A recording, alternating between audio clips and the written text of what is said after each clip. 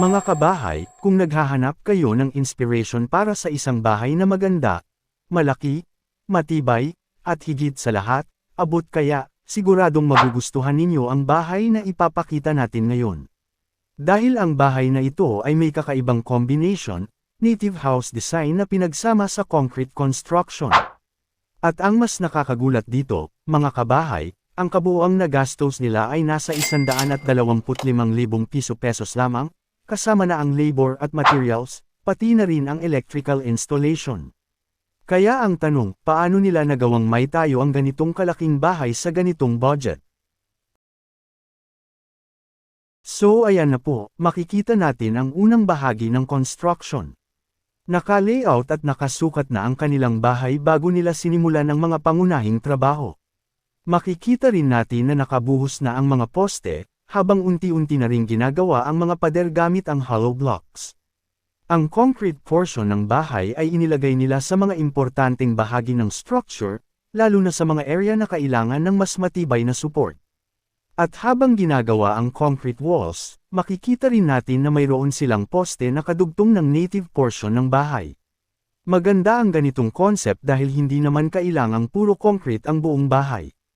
Pwede kang mag-combine ng concrete at native materials para makakuha ng magandang design habang nakakatipid sa construction cost. Pagkatapos ng mga poste at pader, sinimulan na rin nila ang paggawa ng roof structure.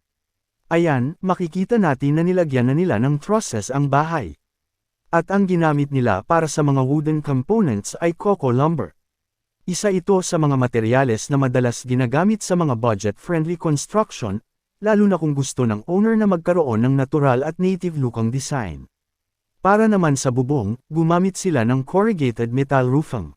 Simple lang ang design, pero kapag maayos ang pagkakagawa, talagang malinis at presentable pa rin ang magiging resulta. At dito pa lang, makikita na natin na nagsisimula ng magkaroon ng shape ang bahay. Pagkatapos ng structural work, nagpatuloy naman sila sa finishing.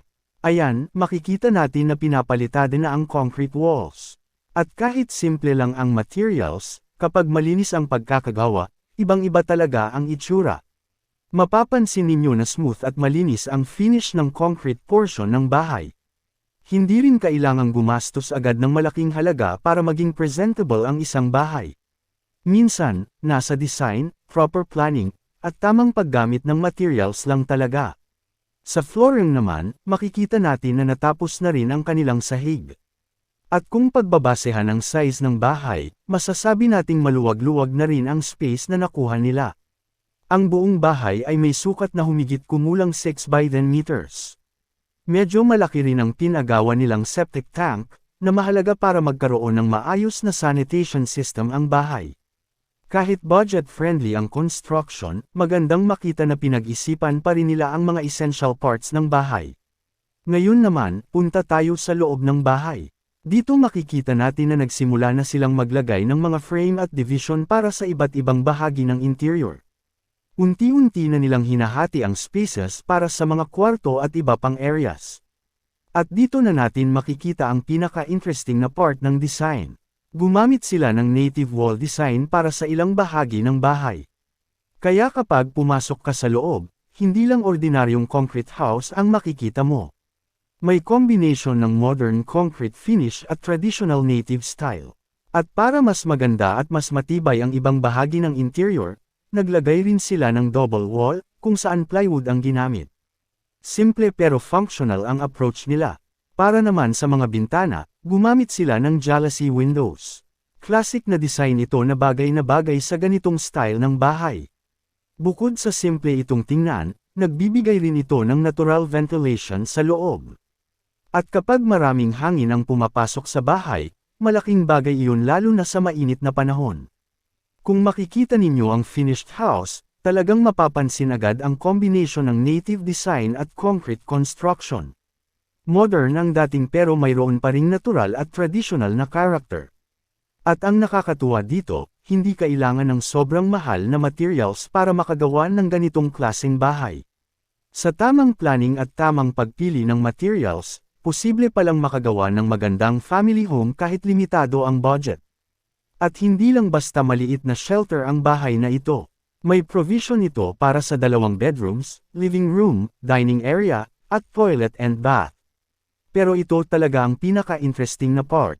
Ang kabuuang halaga na kanilang nagastos ay nasa 125,000 pesos. At ayon sa impormasyon tungkol sa bahay, kasama na rito ang labor at materials, pati ang installation ng kuryente. Para sa ganitong laki at ganitong setup, talagang mapapaisip ka kung paano nila napagkasya ang budget.